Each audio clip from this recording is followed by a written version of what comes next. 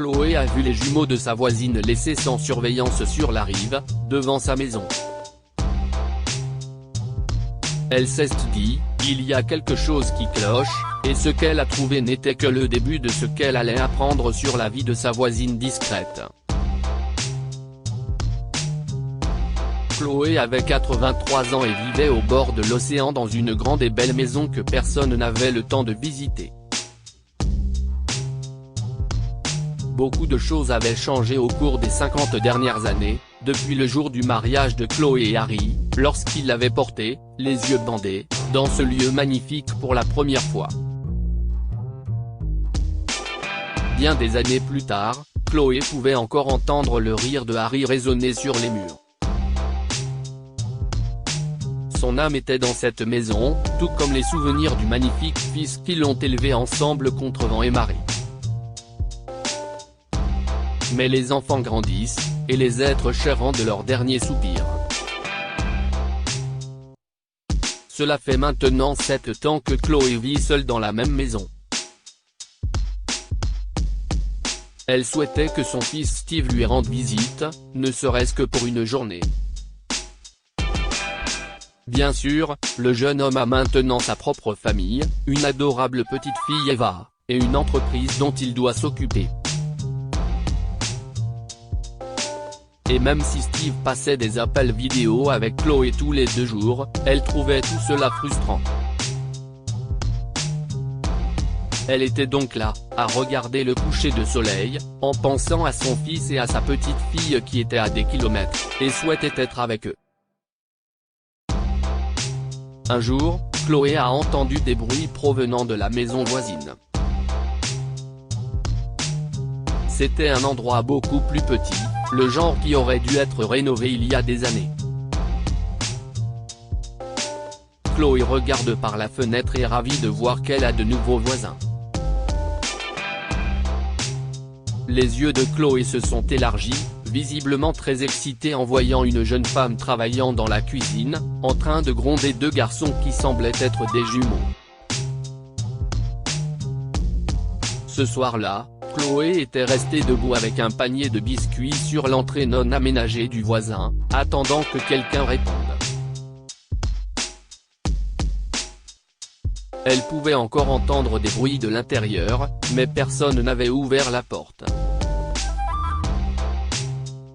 Avec un soupçon grandissant dans son esprit, Chloé a laissé le panier de biscuits sur le pas de la porte, et est partie faire sa promenade du soir le long de la plage. Non pas qu'elle ait eu beaucoup de compagnie lors de sa promenade, mais cela faisait du bien de voir simplement les gens sortir de chez eux et profiter du soleil, et c'était aussi amusant d'écouter leurs conversations de tous les jours en passant. Mais ce jour-là, Chloé a remarqué qu'un sujet particulier était populaire parmi les voisins. « Tu as vu cette jeune femme avec les jumeaux ? Les enfants avaient l'air si miséreux, avec leurs cheveux non soignés. La femme était trop fière pour leur faire signe. Je me demande où est le mari. Ce ne serait pas une surprise s'il l'avait abandonné ou s'il avait crevé. » Chloé avait des soupçons, mais elle n'aimait pas la façon avec laquelle la vie de la jeune femme était discutée. Il y a sûrement une histoire là-dedans, se disait-elle, essayant de penser à une nouvelle façon d'entrer en contact avec l'insaisissable inconnu. Le lendemain, à l'épicerie, elle est tombée sur sa voisine. Et il est devenu immédiatement clair que la femme était nerveuse, cherchant quelque chose dans son sac pendant que la caissière lui flinguait du regard. Les enfants qui couraient en rond autour de la femme en essayant de s'attraper n'aidaient pas non plus. « Sortez de la file, s'il vous plaît. Il y a des gens qui ont l'argent pour acheter ce qu'ils veulent », a dit la caissière à la pauvre femme maladroite. Chloé se sentit gênée pour la femme et s'approcha d'elle avant qu'elle ne se dépêche de sortir du magasin avec les enfants. « Bonjour. Je suis Chloé, votre voisine. Je suis passée l'autre jour pour vous apporter des cookies. point Chloé a remarqué que la femme évitait le contact visuel avec elle et faisait semblant de discipliner ses enfants. Écoutez, vous avez fait un long chemin depuis la maison pour aller faire des courses. N'y allez pas les mains vides. Laissez-moi vous aider. Il se trouve que j'ai quelques dollars supplémentaires dans mon sac. En disant cela, Chloé a fouillé dans son sac pendant 1 minute. Elle a trouvé l'argent supplémentaire et quelques caramels des courses de la semaine dernière. Ceci, dit Chloé, en distribuant les caramels et en faisant de son mieux pour se pencher au niveau des yeux des enfants. CST pour vous, messieurs aux yeux brillants. Les jumeaux étaient hypnotisés par la vue des sucreries, mais la voix de leur mère les a fait sortir de leurs pensées. La femme se rendit rapidement compte qu'elle avait été trop bruyante, ajusta son ton et parla doucement mais froidement à Chloé. Merci, mais je n'ai pas besoin de votre aide. Tirant sur les petits cols de ses garçons, elle est sortie du magasin. Chloé ne cessait de penser aux larmes qui s'étaient remplies dans les yeux de la femme au magasin. Elle est en colère, mais elle souffre. Je me demande ce qu'elle a traversé.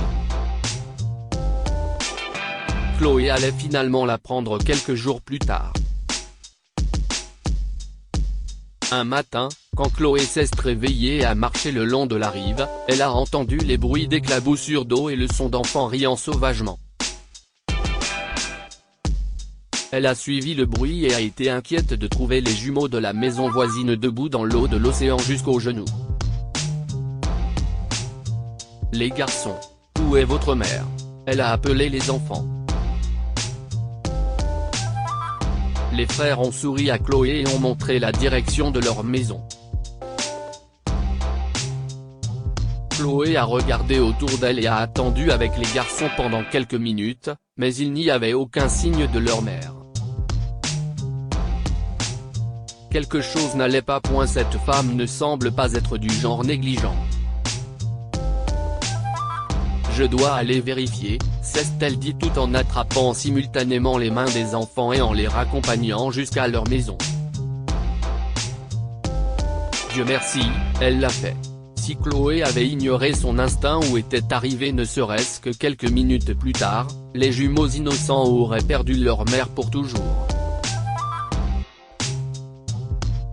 En ouvrant la porte, Chloé a trouvé la jeune mère allongée inconsciente sur le sol de la cuisine, à côté d'un tas de pain émietté et d'assiettes brisées.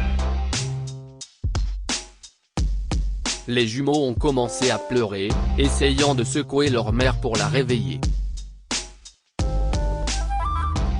Chloé n'a pas perdu une seconde pour appeler le 911 et a réussi à convaincre les garçons de rester calmes à l'arrivée des secours. Les premiers intervenants ont réussi à la ranimer sur place, et le premier visage qu'elle a vu de ses yeux fatigués était celui de Chloé. Mes garçons. Ralph.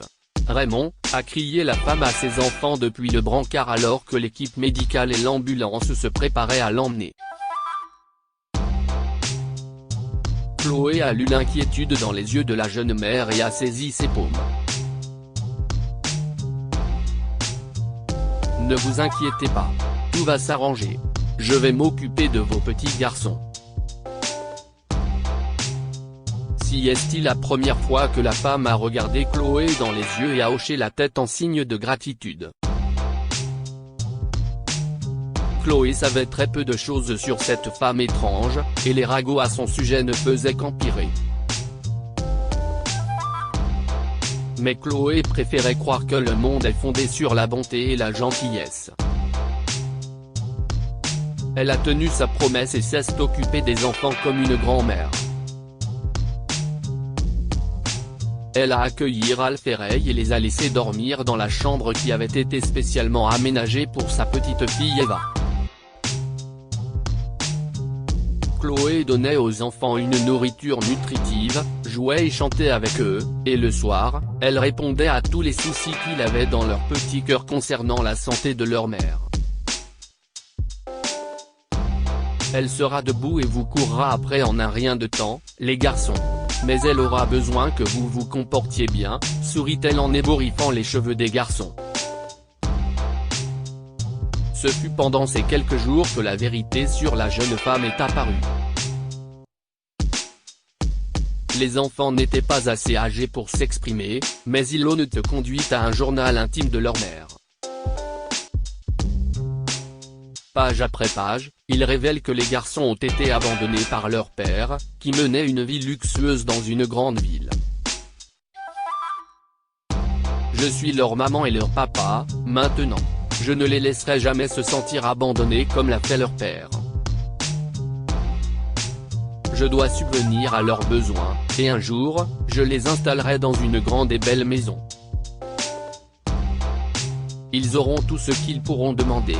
Chloé a lu les émotions vives de la femme silencieuse pendant que les enfants dormaient à ses côtés. Chloé a lu le journal intime jour et nuit. À présent, Chloé savait que leur mère, Phoebe, avait développé de graves problèmes rénaux et cardiaques à cause du stress, et qu'elle s'était démenée pour joindre les deux bouts en vendant des pulls et des chaussettes qu'elle tricotait. Le fait d'avoir été déçue par l'homme en qui elle avait le plus confiance expliquait l'hésitation de Phoebe à être socialement ouverte ou amicale. En regardant les enfants de Phoebe manger et boire avec tant de joie, elle se rappelait à quel point elle avait envie de voir sa petite Eva. Chloé se demanda s'il y avait quelque chose qu'elle pouvait faire pour aider à rendre la vie des garçons un peu meilleure. Raymond et Ralph couraient librement dans la grande maison à ce moment-là, donnant à Chloé la réponse qu'elle cherchait. La connexion de Chloé avec les garçons n'a fait que s'approfondir au cours de la semaine qui a suivi. Au moment où Phoebe est rentrée de l'hôpital, les enfants avaient déjà commencé à appeler Chloé grand-mère. Lorsque Phoebe a eu du mal à trouver les mots pour remercier sa voisine âgée, Chloé l'a prise dans ses bras et lui a dit « Il n'y a pas besoin de se sentir redevable envers moi, ma chère. J'ai seulement fait ce que tout être humain normal aurait fait. De plus, vous, les enfants, avez fini par faire de la place dans mon vieux cœur sombre. Cette maison est la vôtre autant qu'elle est la mienne, ma chérie, a dit Chloé en embrassant le front de Phoebe. Ce fut le début d'une amitié de toute une vie entre Chloé et Phoebe. Chloé s'occupait des enfants pendant que Phoebe allait à un nouveau travail qu'elle avait trouvé, et Phoebe prenait soin de Chloé comme la mère qu'elle aurait aimé avoir. Et un jour de Thanksgiving, alors que Chloé, Phoebe, Ralph et Raymond étaient assis à une table remplie de plats délicieux, une autre bénédiction est venue frapper à la porte de Chloé. C'était son fils Steve et sa petite fille, Eva. Steve pensait que c'était lui qui surprendrait sa mère par sa visite, mais si est-il lui qui est resté sans voix, devant la quantité de joie et d'amour qui flottait dans la maison. En voyant sa mère plus heureuse qu'elle ne l'avait été depuis des années, Steve a ressenti une pointe de culpabilité pour ne pas lui avoir donné ce bonheur plus tôt. Alors que tout le monde à table se met à dire ce pourquoi il est reconnaissant, Steve se fait une promesse, s'inspirer de la jeune femme et devenir une autre source d'amour, d'appartenance et de bonheur dans les dernières années de sa mère bien-aimée. Que pouvons-nous apprendre de cette histoire? Lorsque vous voyez quelque chose, agissez. Tout comme Chloé a suivi son instinct et s'est renseignée sur sa voisine, nous pouvons aussi contribuer à éviter les drames en restant attentifs, en faisant preuve de gentillesse et en offrant une aide opportune. La famille est enracinée dans l'attention et la gentillesse, pas seulement dans le sang. Chloé et Phoebe ont fini par être plus proches l'une de l'autre que le fils de Chloé ne l'était pour elle. Partagez cette histoire avec vos amis.